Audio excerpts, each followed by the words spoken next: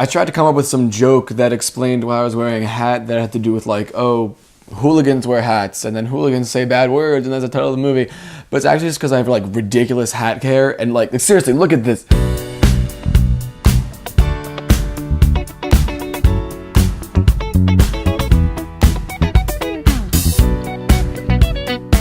Bad Words was the directorial debut of Jason Bateman. It stars Jason Bateman, Kathryn, Hahn, Philip Baker Hall, Allison, Janney, and some kid, I don't know his name.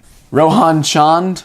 It tells the story of Guy Trilby, a 40-something man who is participating in this national spelling bee contest, pissing off pretty much everyone involved in the contest, like the people running it, the parents, the kids.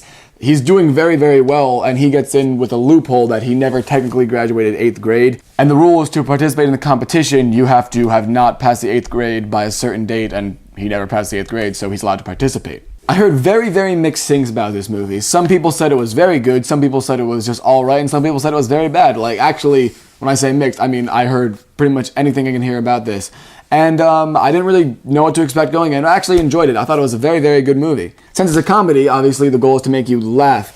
And I didn't laugh out loud all that much. I was thoroughly amused the whole time. Like, I was always like smiling or chuckling, but I only laughed out loud about once or twice. But it was still funny, just not like, oh my god, that's hilarious, if you know what I mean. The sense of humor is very, very crude because Guy is pretty much, he's an asshole. He's a really jerk.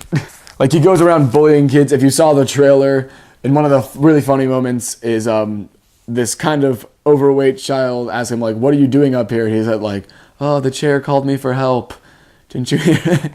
And, like, it's all, a lot of the humor is like that. And I'm not one to usually get, like, oh, I can't believe you just said that. But there was, I don't remember exactly what the joke was, but there was one moment that I kind of was like, that's unnecessary. Like, there was one moment that I thought crossed the line. I don't remember what it was, but depending on how easily you get offended, you could get very offended by this movie.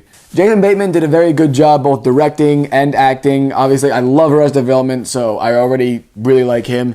And he really did a good job. I liked a lot of the decisions he made. He made the character a lot more interesting than I thought he might be able to. And he did put a lot of depth into the character that might otherwise just be portrayed as some one-off dick. As I previously mentioned, Rohan Chand, who played this kid who tries to befriend Guy, even though Guy keeps trying to shoo him away because he doesn't really have any friends.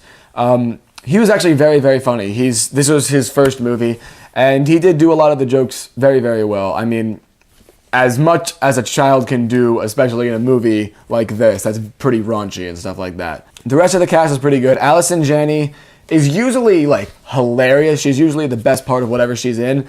But this time, she didn't have as much to do. She didn't really have one of the funnier roles, which I thought was kind of a waste of her talents.